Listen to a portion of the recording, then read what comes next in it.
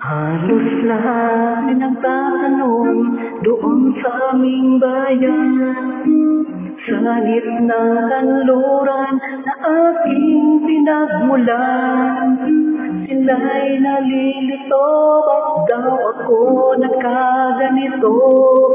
Kung ano ang dahilan, ako lang nakakaalam.